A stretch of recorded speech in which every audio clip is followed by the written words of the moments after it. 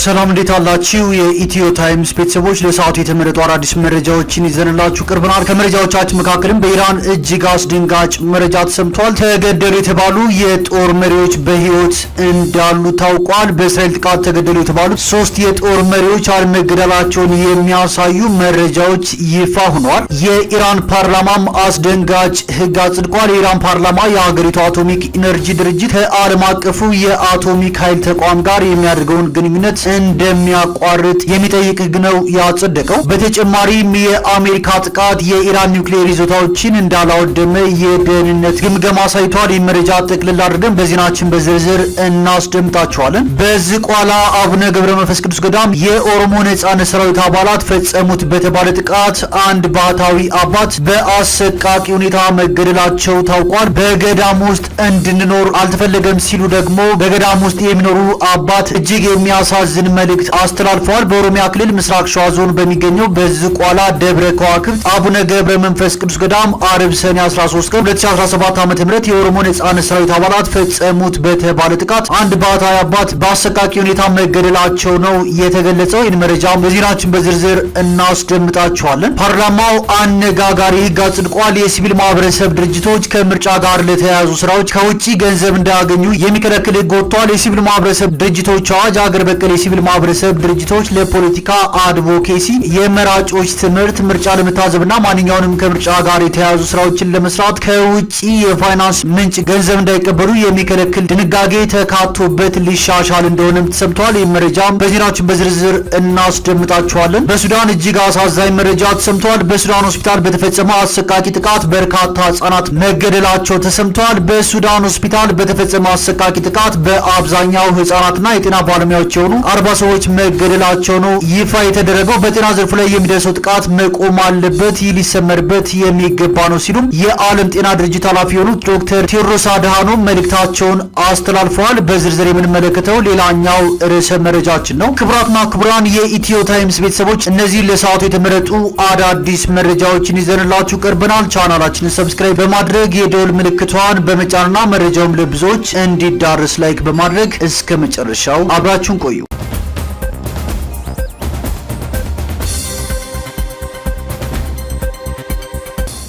የሲቪል ማህበረሰብ ድርጅቶች ከምርጫ ጋር ለተያዙ ስራዎች ከውጭ ምንጭ ገንዘብ እንዳያገኙ የሚከለክል ህግ ተረቀቀ። የሲቪል ማህበረሰብ ድርጅቶች አዋጅ አገር በቀል የሲቪል ማህበረሰብ ድርጅቶች ለፖለቲካ አድቮኬሲ፣ የመራጮች ትምህርት፣ ምርጫ መታዘብና ማንኛውም ከምርጫ ጋር የተያዙ ስራዎችን ለመስራት ከውጭ የፋይናንስ ምንጭ ገንዘብ እንዳይቀበሉ የሚከለክል ድንጋጌ ተካቶበት ሊሻሻል ነው። የማሻሻያውን ረቂቅ የፍትህ ሚኒስቴርና የሲቪል ማህበረሰብ ድርጅቶች በጋራ እንዳዘጋጁት የፍትህ ሚኒስቴር የመንግስት ህግና ፍትህ አገልግሎት ሚኒስቴር ዴታ አቶ በላይነህ ይርጋ ባለፈው ሳምንት አጋማሽ ገልጸዋል። አቶ በላይነህ ይህንን የገለጹት ከሲቪል ማህበረሰብ ድርጅቶችና ከመንግስት ተቋማት የተውጣጡ ተወካዮች በተሳተፉበትና ማሻሻያ ረቂቁ ላይ በተደረገ ውይይት ነው። በዚህ ውይይት ለተሳታፊዎች የቀረበው የፓወርፖይንት ሰነድ ከ6 ዓመታት በፊት የወጣው አዋጅ ላይ ማሻሻያ ማድረግ ያስፈለገበትን ምክንያትና የሚደረጉ ማሻሻያዎችን በዝርዝር ያሳያል። ሰነዱን ለተሳታፊዎች ያቀረቡት በፍትህ ሚኒስቴር የህግ ጥናትና ማርቀቅ ዳይሬክተር ጀነራል አቶ አዲሱ ጌትነት አዋጁ ተግባራዊ መሆን ከጀመረ በኋላ የተስተዋሉ ክፍተቶችን ለማስተካከል ማሻሻያ ማድረግ ማስፈለጉን ገልጸዋል። የሲቪል ማህበረሰብ ድርጅቶች እንቅስቃሴ የህዝብና የሀገርን ጥቅም ባረጋገጠ መልኩ እንዲሆን ማድረግ ሌላው አዋጁን ማሻሻል ያስፈልገበት ምክንያት መሆኑ በሰነዱ ላይ ሰፍሯል። ዓለም አቀፉ የመብቶች ተቆርቋሪ ድርጅት የሆነው አምነስቲ ኢንተርናሽናል ይህ ረቂቅ ህግ ከዚህ ቀደም በሀገሪቱ ውስጥ የነበረውን ቁጥጥር የበዛበት ለተቃውሞና ለሁከት ምክንያት ከሆኑ ህጎች ትምህርት አለመወሰዱን እንዲሁም የተካሄዱ ማሻሻያዎችን ወደ ኋላ የሚመልስ ነው በማለት ስጋቱን ገልጿል። ጠቅላይ ሚኒስትር ዶክተር አብይ አህመድ ወደ ስልጣን ከመጡ በኋላ ካደረጓቸው ጉልህ ለውጦች መካከል የሲቪል ማህበረሰብ ድርጅቶችን የሚመለከተውን አዋጅ ማሻሻል ቀዳሚው ነው። በስራ ላይ ያለው የሲቪል ማህበረሰብ ድርጅቶች አዋጅ ጸድቆ ወደ ስራ የገባው ጠቅላይ ሚኒስትር አብይ ስልጣን ላይ ከወጡ 1 ዓመት በኋላ ነው። አዋጁ ከዚያ በፊት የነበረውንና የሲቪል ማህበረሰብ ድርጅቶችን አያሰራም የሚል ትችት ሲቀርብበት የነበረውን የበጎ አድራጎት ድርጅቶችና ማህበራት አዋጅ ሽሮታል። ሌሎች የዲሞክራሲ ተቋማትን የሚመለከቱ አዋጆች እንዲሁም የሲቪል ማህበረሰብ ድርጅቶች አዋጅም ለዲሞክራሲ ስርዓት ግንባታ አዎንታዊ ተጽዕኖ ያሳርፋል የሚል ግምት ተይዞ ነበር። ነገር ግን ከ5 ወራት በፊት የህዝብ ተወካዮች ምክር ቤት የህግና ፍትህ ጉዳዮች ቋሚ ኮሚቴ የሲቪል ማህበረሰብ ድርጅቶች ባለስልጣን አላሰራ ያሉ አዋጆችን እንዲያሻሽል አቅጣጫ አስቀምጠው ነበር። ቋሚ ኮሚቴው ይህንን አቅጣጫ ያስቀምጠው በጥር ወር መጀመሪያ በባለስልጣን መስሪያ ቤቱ ባደረገው የመስክ ምልከታ ነው። በጊዜው የባለስልጣኑ ዋና ዳይሬክተር አቶ ሳምሶን ቢራቱ መስሪያ ቤቱ የሚሰራቸው ስራዎች ይበልጥ ውጤታማ እንዳይሆኑ የሚያደርግ የህግ ክፍተት መኖሩን ለቋሚ ኮሚቴው ተናግረው ነበር። አቶ ሳምሶን አክለውም የሚመሩት መስሪያ ቤት አዋጁ እንዲሻሻል እየሰራ መሆኑን ስለመናገራቸው የህዝብ ተወካዮች ምክር ቤት በወቅቱ በማህበራዊ የትስስር ገጹ አስታውቋል። ከ7 ዓመት በፊት የህግና ፍትህ ጉዳዮች አማካሪ ጉባኤ ተቋቁሞ የህግ ማሻሻያዎችን በሚያከናውንበት ወቅት በጊዜው ሲቪል ማህበረሰብ ድርጅቶች ኤጀንሲ ከሚባለው ተቋም ከፍተኛ ተቃውሞ ይገጥማቸው እንደነበር ህጎችን የማርቀቅ ኃላፊነት ተሰጥቶት የነበረው የባለሙያዎች ቡድን አባላት ተናግረዋል። አንድ የቡድኑ አባል የነበሩ ግለሰብ ኤጀንሲው ከበጎ አድራጎት ድርጅቶችና ማህበራት አዋጅ ማሻሻያ ጋር በተያያዘ የተቀናጀ የግልና የህዝብ ዘመቻዎችን አድርጓል ሲሉ ያስታውሳሉ። ከዚህ በተጨማሪም በርካታ ዛቻዎችን፣ የስም ማጥፋት ዘመቻዎችን ጨምሮ የኤጀንሲው ሰራተኞች ህዝባዊ ቅስቀሳ ከማድረግ ጀምሮ ጋዜጣዊ መግለጫዎችን እስከ ማውጣት እንዲሁም በብሔራዊ ቴሌቪዥን ቀርበው ረቂቁን በመቃወም ቃለ መጠይቅ እስከ መስጠት ደርሰዋል ይላሉ። አሁን በስራ ላይ ያለው ረቂቅ እየተዘጋጀ ባለበት ወቅት ኤጀንሲው የከፍተኛ ደረጃ ባለስልጣናትን በተሳካ ሁኔታ ማግባባትና ተፎካካሪ ረቂቅ ህግ ለማውጣት ፍቃድ እንደተሰጠው የቡድኑ አባል ያክላሉ። ህጉ ከጸደቀ በኋላ ግን ስያሜውን ወደ ሲቪል ማህበረሰብ ድርጅቶች ባለስልጣን የለወጠው ተቋም ተቃውሞውን እንዳላቋረጠ ተናግረዋል። ባለስልጣኑ አዋጁ ያስገኛቸው ለውጦች ወደ ኋላ የሚመልሱ ተደጋጋሚ ረቂቅ መመሪያዎችን አቅርበዋል የሚሉት ባለሙያም ምንም እንኳን እንደ ቀድሞው ህግ አፋኝ ባይሆንም የተቋምን አስተዳደራዊ ስልጣኖች የሚያጠናክሩ ደንቦችና መመሪያዎችን አውጥቷል ሲሉ ያስረዳሉ። ከጅምሩ በባለስልጣኑ ተቃውሞ የገጠመው አዋጅ ከጸደቀ 6 ዓመት በኋላ አዋጁ እንዲሻሻል ቋሚ ኮሚቴው አቅጣጫ ካስቀመጠ 5 ወራት በኋላ ባለፈው ሳምንት አጋማሽ የማሻሻያ ረቂቁ ላይ ውይይት ተደርጓል። ውይይት የተደረገበት ረቂቅ በስራ ላይ ካለው የሲቪል ማህበረሰብ ድርጅቶች አዋጅ ውስጥ 12 አንቀጾች ላይ ሙሉ በሙሉና በከፊል ማሻሻያዎችን አድርጓል። ረቂቁን ሙሉ በሙሉ ሰርዞ በአዲስ የተካው ቀዳሚው ክፍል የሲቪል ማህበረሰብ ድርጅቶች ባለስልጣን ቦርድን የተመለከተው ድንጋጌ ነው። ማሻሻያ ረቂቁ 11 የነበሩትን የቦርዱን አባላት ቁጥር ወደ 7 ዝቅ አድርጓቸዋል። ከነዚህ 7 የቦርድ አባላት መካከል 4ቱ በፍትህ ሚኒስቴሩ የሚሰየሙ የመንግስት ተቋማት ተወካዮች ናቸው። በስራ ላይ ባለው አዋጅ የመንግስት ተወካዮች ቁጥር 3 ነበር። በሲቪል ማህበረሰብ ድርጅቶች ምክር ቤት ይሰየሙ የነበሩ የቦርድ አባላት ደግሞ ከ3 ወደ 2 ዝቅ ተደርጓል። ከዚህ በተጨማሪም የአካል ጉዳተኞች እንዲሁም ሴቶችና ወጣት ማህበራት በቦርዱ ውስጥ የነበራቸው ውክልና በማሻሻያ ረቂቁ ቀርቷል። ቀሪዎቹ ጉልህ ማሻሻያዎች የተደረጉት የድርጅቶች ምዝገባ፣ የሂሳብ ሪፖርትና ህግን ማስከበር የተመለከቱ ድንጋጌዎች ላይ ነው። የሲቪል ማህበረሰብ ድርጅቶች ባለስልጣን የድርጅቶችን ምዝገባ ጥያቄ የማይቀበልባቸውን ምክንያቶች በሚያትተው የአዋጁ ክፍል ላይ 2 አዳዲስ መስፈርቶች ተካተዋል። በረቂቁ ውስጥ በተካተተው አዲስ ድንጋጌ መሰረት ድርጅቱ ለሀገር ደህንነት ስጋት መሆኑ በባለስልጣኑ የሚታመንበት ከሆነ የምዝገባ ጥያቄው ውድቅ ሊደረግ ይችላል። ባለስልጣኑ ከሚመለከታቸው አካላት ጋር በመመካከር የሀገር ደህንነት ስጋት መሆኑን እንደሚወስን እንዲሁም ለዚህ አፈጻጸም ሲባል አስፈላጊውን መመሪያ እንደሚያወጣ ረቂቁ ማሻሻያው ላይ ሰፍሯል። አንድ ስማቸው እንዲጠቀስ ያልፈለጉ የሰብአዊ መብት ባለሙያና ተመራማሪ ይህ የማሻሻያ ረቂቁ ድንጋጌ በ2001 ዓ.ም ወጥቶ የነበረውንና ብዙ ትችት ሲቀርብበት የነበረው አዋጅ ላይ ያለውን የቅድመ ምዝገባ ፍቃድ እንደገና ማምጣት ነው ሲሉ ተናግረዋል። በማሻሻያው የተካተተው ድንጋጌ ከ2001 ድንጋጌ በቃላት አጠቃቀም የተለያየ ቢሆንም ከሚያስከትለው ህጋዊ ውጤት ተግባራዊነቱና ተጽዕኖ አንጻር ተመሳሳይ ይሆናል ሲሉ ያክላሉ። ከ16 ዓመታት በፊት ወጥቶ በነበረው አዋጅ መሰረት የህዝብን ሰላም ለሚያደፈርስ ተግባር ወይም የኢትዮጵያን ደህንነትና መረጋጋት ለመጉዳት መጠቀሚያ ሊሆን ይችላል የሚያሰኝ በቂ ምክንያት ሲኖር ድርጅቱ አይመዘገብም ነበር። ሌላው በማሻሻያው ጉልህ ለውጥ ያደረገበት የአዋጅ ድንጋጌ የሲቪል ማህበረሰብ ድርጅቶችን የስራ ነጻነት የሚመለከተውን ክፍል ነው። ረቂቁ የነባሩን አዋጅ 2 ንዑስ አንቀጾች ሰርዞ በአዲስ ተክቷቸዋል። በአዳዲሶቹ የረቂቁ ንዑስ አንቀጽ መሰረት የውጭ ድርጅቶችና ኢትዮጵያ ውስጥ በሚኖሩ የውጭ ሀገር ዜጎች የተመሰረቱ ሀገር በቀል ድርጅቶች ማድረግ የሚችሏቸውን የገንዘብ ድጋፎች ዘርዝሯል። እነዚህ ድርጅቶች በቀጥታም ሆነ በተዘዋዋሪ ለሀገር በቀል ድርጅቶች የፋይናንስ ወይም የቴክኒካል ድጋፎችን በመስጠት የፖለቲካ አድቮኬሲ፣ በመራጮች ትምህርት፣ በምርጫ መታዘብ ወይም ማንኛውም ከምርጫ ጋር የተያያዘ ስራ ላይ መሰማራት አይችሉም የሚል ከልካይ ድንጋጌ በረቂቁ ውስጥ ተካቷል። ከዚህ በተጨማሪም ማንኛውም ሀገር በቀል ድርጅት እነዚህን ተግባራት ለማከናወን ከውጭ ፋይናንስ ምንጭ ገንዘብ ወይም ሀብት መቀበል አይችልም ይላል። የሰብአዊ የሰብአዊ መብቶች ባለሙያው ይህ ድንጋጌ የፖለቲካ አድቮኬሲ በሚለው ሐረግ ትርጉምና ተግባር ላይ መሰረት ያደረገ የተለየ ስልጣን ለመንግስት ሰዎች እየሰጠ ይመስላል ይላሉ። የፖለቲካ አድቮኬሲ በሚለው ሐረግ የተፈጠረው የህጉ ለትርጉም መጋለጥ ድንጋጌው ይህ ህገ መንግስታዊና የዓለም አቀፍ የሰብአዊ መብቶችን የሚጥስ ያደርገዋል ሲሉ ያክላሉ። ሌላው ህገ መንግስታዊ ጥሰት ኢትዮጵያ ውስጥ በሚኖሩ የውጭ ሀገር ዜጎች የተመሰረቱ አገር በቀል ድርጅቶች ከሚለው ክልከላ ሊመጣ እንደሚችል ባለሙያው ገልጸዋል። ባለሙያው ይህንን ሲያብራሩ መምረጥና መመረጥን ሳይጨምር አብዛኛዎቹ የፖለቲካ መደራጀቶችና ሀሳብን መግለጽ በህገ መንግስቱ በአፍሪካና ዓለም አቀፍ የሰብአዊ መብቶች መስፈርቶች ለውጭ ሀገር ዜጎች የተረጋገጡ ናቸው ይላል። የድርጅቶች እድሳትና ህልውና ማረጋገጥን የሚመለከተው የአዋጁ ክፍል ላይ ደግሞ አዳዲስ ንዑስ አንቀጾች ተካተዋል። በባለስልጣኑ ተመዝግበው የምዝገባ ምስክር ወረቀት የተሰጣቸው ድርጅቶች የምዝገባ ምስክር ወረቀቱ በተሰጣቸው በ4 ዓመት የመጨረሻ 1 ወር ሲቀረው ጀምሮ ማሳደስ ይጠበቅባቸዋል። ድርጅቶች በተቀመጠው የጊዜ ገደብ ውስጥ ካላደሱ ጥሪ እንደሚደረግላቸው የሚጠቅሰው ረቂቁ ጥሪው በተደረገ 30 ቀናት ውስጥ የድርጅቱ ኃላፊ ወይም ህጋዊ ተወካይ የምዝገባ ምስክር ወረቀት በወቅቱ ያላሳደሰበትን ምክንያት ለባለስልጣኑ ማስረዳት አለበት ይላል። ሆኖም ድርጅቱ ያላሳደሰበትን በቂ ምክንያት ካላቀረበ ባለስልጣኑ ድርጅቱ እንዲሰረዝና እንዲፈርስ ሊወስን ይችላል ሲል ረቂቁ ይደነግጋል። ረቂቅ ማሻሻያው የሲቪል ማህበረሰብ ድርጅቶች ባለስልጣን ድርጅቶች ላይ ምርመራዎች የሚያከናውንበት አካሄድ ላይ ማሻሻያ አድርጓል። በስራ ላይ ባለው አዋጅ ባለስልጣኑ ምርመራ በሚያከናውንበት ወቅት ከባድ የህግ ጥሰት መፈጸሙን ሲያረጋግጥ እንዲሁም የድርጅቱ እንቅስቃሴን ማገድ አስፈላጊ ሆኖ ሲያገኘው ዋና ዳይሬክተሩ ከ3 ወር ላልበለጠ ጊዜ የእገዳ ትዕዛዝ ሊሰጥ እንደሚችል ያትታል። ማሻሻያ ረቂቁ ይህንን ድንጋጌ ከባድ የህግ ጥሰት ስለመፈጸማቸው አጠራጣሪ ሁኔታ ሲያጋጥም እንዲሁም ድርጅቱ ካልታገደ የማይመለስ ጉዳት ይደርሳል ተብሎ ካመነ በሚለው ሐረጋት ለውጦታል። ከዚህ በተጨማሪ ማሻሻያ ረቂቁ የምርመራ ስራው በ3 ወር የእግድ ጊዜ ካልተጠናቀቀ ቦርዱ ለተጨማሪ 3 ወራት ሊያራዝመው እንደሚችል ያትታል። ባለስልጣኑ የድርጅቶችን የባንክ ሂሳብ በከፊል ወይም በሙሉ የማገድ ስልጣን አለው። በስራ ላይ ባለው አዋጅ በእግዱ ቅር የተሰኙ የሲቪል ማህበረሰብ ድርጅቶች ቅሬታቸውን ለቦርዱ፣ በቦርዱ ካልተፈታ ደግሞ ለፌዴራል ከፍተኛ ፍርድ ቤት ይግባኝ ማቅረብ ይችሉ ነበር። በማሻሻያ ረቂቁ ግን ቦርዱ የሚሰጠው ውሳኔ የመጨረሻ ይሆናል የሚል ድንጋጌ ይዟል። በሲቪል ማህበረሰብ ድርጅቶች ላይ በባለስልጣኑ የሚወሰዱ አስተዳደራዊ እርምጃዎችን የሚዘረዝረው የአዋጁ አንቀጽ ሙሉ በሙሉ በአዲስ ከተተኩት የአዋጁ ድንጋጌዎች መካከል አንዱ ነው።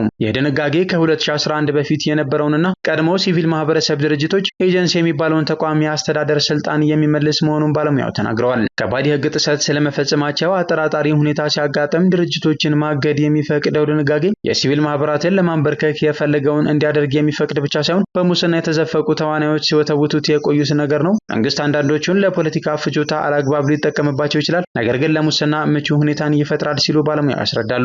በማሻሻያ ረቂቁ የተካተተው ድንጋጌ በስራ ላይ ካለው አዋጅ በተለየ መልኩ የሲቪል ማህበረሰብ ድርጅቶችን ከጽሁፍ ማስጠንቀቂያ እስከ መሰረዝ የሚያደርሱ ጥፋቶችን በዝርዝር ተቀምጠዋል። በረቂቁ መሰረት ድርጅቶችን ለስረዛ የሚዳርጉ 7 ጥፋቶች ተዘርዝረዋል። ከነዚህ ውስጥ ሐሰተኛ ሰነድ በማቅረብ ወይም የተሳሳተ መረጃ መስጠት ወይም በማጭበርበር መመዝገብ አንደኛው ነው። አንድ ድርጅት በከፍተኛ ደረጃ የህዝብና የሀገር ሰላም ጥቅም ወይም ደህንነት አደጋ ላይ በሚጥል ህገወጥ ተግባር መፈጸሙ ወይም መሳተፉ ከተረጋገጠ እንደሚሰረዝ ረቂቁ ያስረዳል። በወንጀል ድርጊት የተሰማራን ማንኛውም ሰው ወይም ቡድን በገንዘብ፣ በቁሳቁስ፣ በሐሳብ ወይም በቴክኒክ የሚደግፍ መሆኑ እንዲሁም ሽብርተኝነትን በገንዘብ መርዳቱ ከተረጋገጠ ሌሎች ድርጅቶችን እንዲሰረዙ የሚያደርጉ ተግባራት ናቸው። አንድ ድርጅት በወንጀል የተገኘ ሀብትን ህጋዊ አስመስሎ ካቀረበ ወይም ከተጠቀመ በባለስልጣኑ እንደሚሰረዝ ረቂቁ ላይ ሰፍሯል። ከዚህ በተጨማሪ አንድ ድርጅት የ6 ወር የእግድ እርምጃ ተወስዶበት ተመሳሳይ እርምጃ የሚያስወስድ ጥፋት በ1 ዓመት ጊዜ ውስጥ በድጋሚ ከፈጸመ ይሰረዛል። የአምነስቲ ኢንተርናሽናል የአፍሪካ ቀንድ ክልላዊ ተመራማሪ ሃይማኖት አሸናፊ ከአሁኑ ረቂቅ ባሻገር የህግ ማሻሻያዎች በኢትዮጵያ የፈላጭ ቆራጭ ልምምዶችን ህጋዊ ሊያደርጉ የሚችሉ መሆናቸውን ትገልጻለች። ከዚህ በተጨማሪም እነዚህ ማሻሻያዎች ከ2010 ዓ.ም ጀምሮ ተስፋ ተጥሎበት የነበረውን የሽግግር ሂደት ወደ ኋላ የሚመልስ መሆኑን ተናግራለች። አምነስቲ የሲቪል አካባቢዎች መዘጋት በኢትዮጵያ ከሰላማዊ ተቃውሞች ይልቅ ሁከትና ብጥብጥ ግዘፍ የሚነሱባቸው የቀድሞ ልምምዶች እንዲደገሙ ያደርጋል የሚል ስጋት እንዳለው ትገልጻለች። ተመራማሪዋ በስልጣን ላይ ያለው አስተዳደር የሰዎችን ሰርክ ኑሮ ለመቆጣጠርና ተቃውሞችን ለማስወገድ ሲጥር ከነበረው የቀድሞ ፈላጭ ቆራጭ ልምምዶች ለመማር አለመፈለጉ ያሳዝናል ስትል አክላለች። አምነስቲ ዓለም አቀፉ ማህበረሰብና የመብት ተሟጋቾች ረቂቅ ማሻሻያዎቹን በአደባባይ እንዲያወግዙና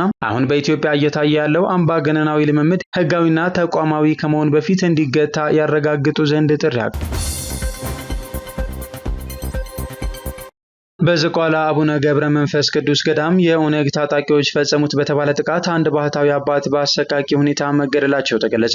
በገዳም የሚኖሩ አባት በገዳም ውስጥ እንድንኖር አልተፈለገም ሲሉ ተናግረዋል። በኦሮሚያ ክልል ምስራቅ ሸዋ ዞን በሚገኘው በዝቋላ ደብረ ከዋክብት አቡነ ገብረ መንፈስ ቅዱስ ገዳም አርብ ሰኔ 13 ቀን 2017 ዓ.ም የሸኔ ታጣቂዎች ናቸው ተብለው የተጠሩት የኦሮሞ ነጻነት ሰራዊት አባላት ፈጸሙት በተባለ ጥቃት አንድ ባህታዊ አባት በአሰቃቂ ሁኔታ መገደላቸውን የገዳሙ አባቶች ተናገሩ።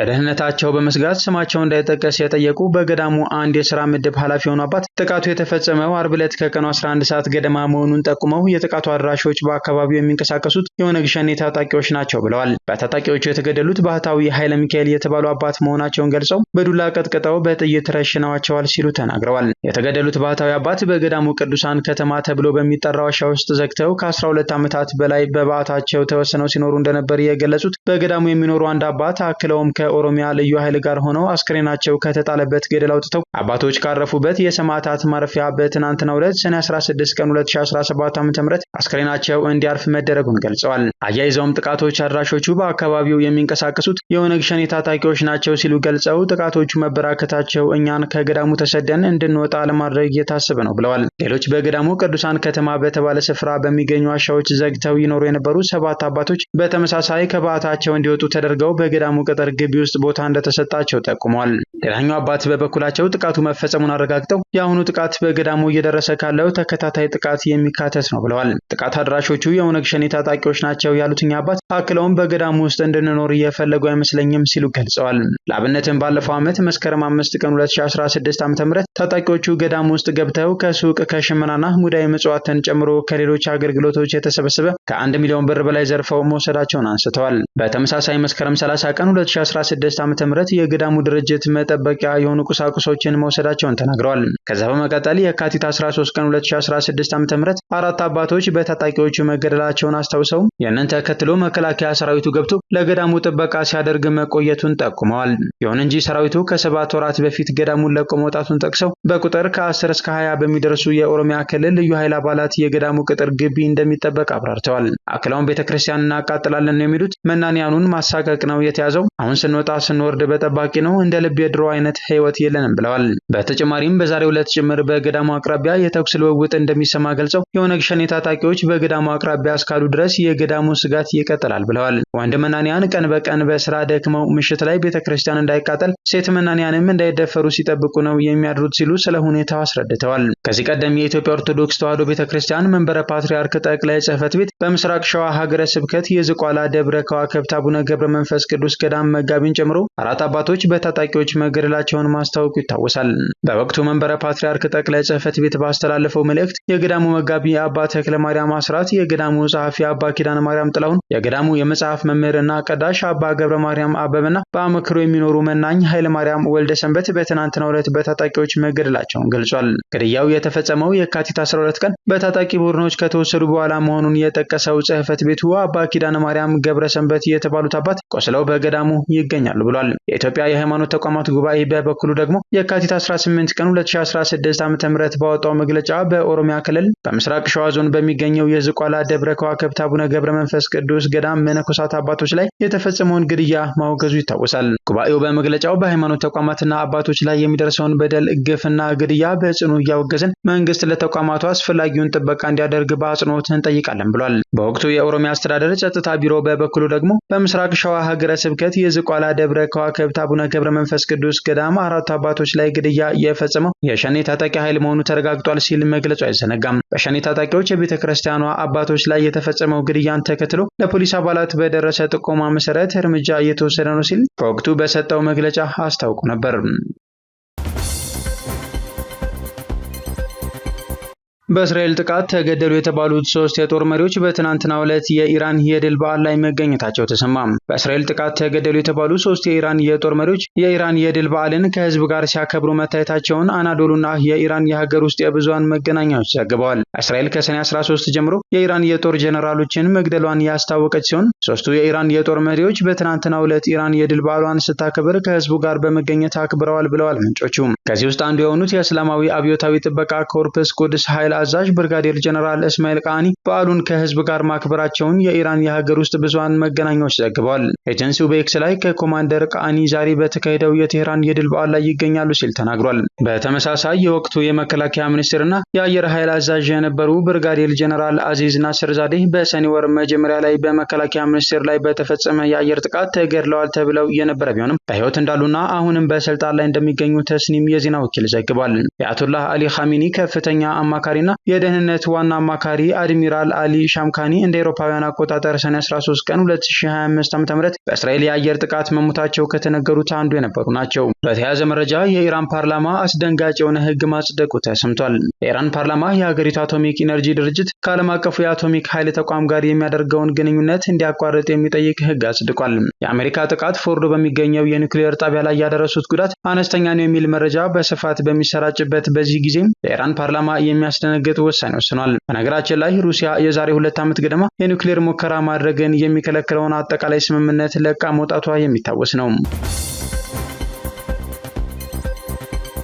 በሱዳን ሆስፒታል በተፈጸመ አሰቃቂ ጥቃት በርካታ ህጻናት መገደላቸውን ዶክተር ቴዎድሮስ አድሃኖም ገለጹ። በሱዳን ሆስፒታል በተፈጸመ አሰቃቂ ጥቃት በአብዛኛው ህጻናትና የጤና ባለሙያዎች የሆኑ 40 ሰዎች መገደላቸውን የዓለም የጤና ድርጅት ኃላፊ ዶክተር ቴዎድሮስ አድሃኖም ገብረየሱስ ገለጹ።